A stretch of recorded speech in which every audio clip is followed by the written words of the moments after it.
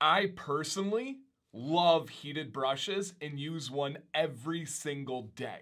And I do feel a small need to start the video by saying this is not a sponsored video. This was not even a requested video by a company or anything like that. This was just the heated brush I used today, so I wanted to film about it. And really what this video is about is there are so many guys that are using their heated brush wrong, especially when they first use it. And at times it leads them to video comments or Facebook group comments about how heat is bad and over straightened beards look horrible and all this stuff. And I kind of agree. Heat can be bad, right? Heat can also be amazing. The same with drinking water. Drinking water is phenomenal, but too much of a good thing can be bad. I also agree that an over straightened beard can look unnatural and not something that is pleasing to the eye or manly, and that's subjective, right? Some people might say my beard is over straightened. It all comes down to personal preference.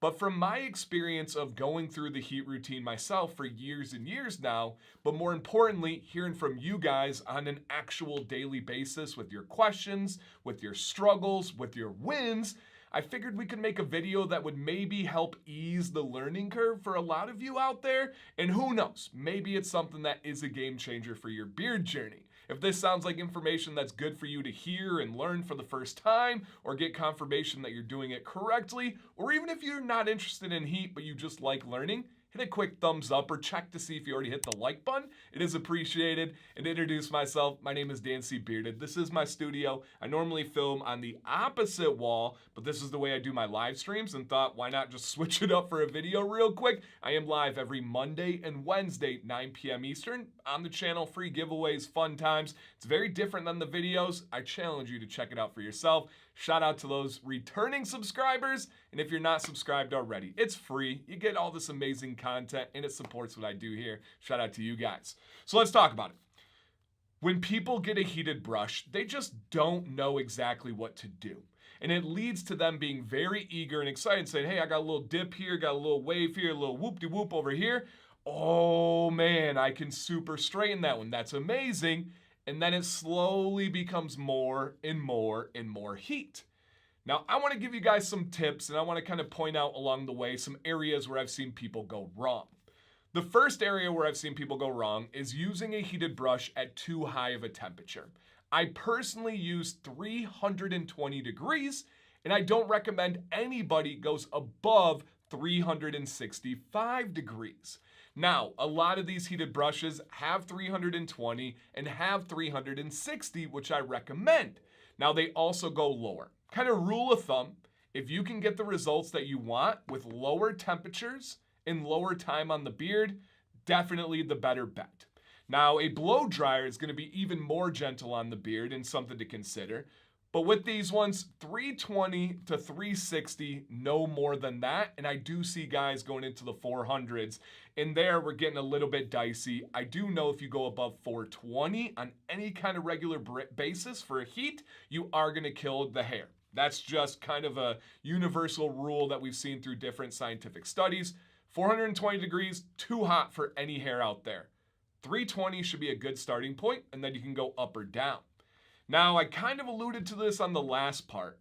One of the other aspects is using the wrong tool for the right job. Now, if your job is to get your beard purposeful and presentable, you want to get the right tools. For me, I use a blow dryer on all of my beard pretty much every day.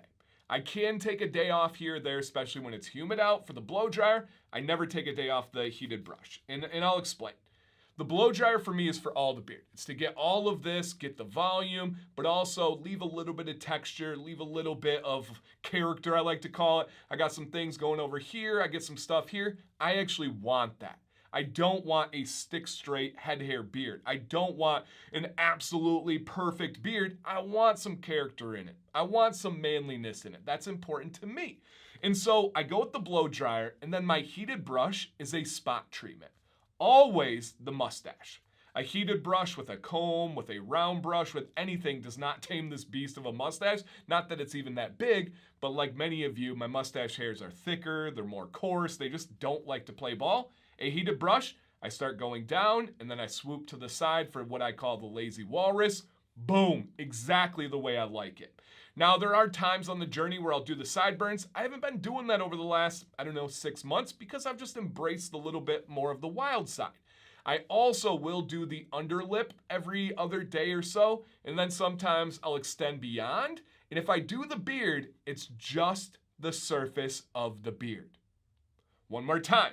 If I use the heated brush on the beard, not the mustache, not the cheeks, not the underlip, but the actual beard itself, it's just the outer surface. I'm not going underneath. I'm not going through all of the hairs. I use my other method of blow dryer heat for that. That is important where I see a lot of guys even taking their hand and giving it like a backboard. That's going to be overly straightened for me, and a lot of times people realize that. Now, the one time I've seen that be effective is in areas of extreme humidity, and guys like to over straighten their beard in the morning, knowing the humidity is going to bring it back, and they kind of get the middle ground that they're looking for. So that's a big one. Using this at the wrong spot. When you have a big, full beard that just wants to be tamed, you're not going to do that by trying to use heat on every single hair. And that's kind of the main concept of this video, is don't think of this as just an overall tool. Don't think of this as getting every hair stick straight. Think about your goal, and then how can I best use this tool to get there? Now, is this a necessity? Do people need this for a purposeful beard? Absolutely not. 100% situational and 100% personal preference. This is just a tool that can help you reach the goals that you want to get to. Now, if it's not for you, entirely fine. It doesn't mean that it's bad. It doesn't mean that we have to go online and bash heat and bash these things. We just need to learn how to use it in our given situations. So I'm not going to make this longer than it needs to be. Those are kind of my biggest points here. Let me know down below. What has your journey with heat been like? Is this sound similar to the kind of process of learning that you went through? I bet you there's many of you.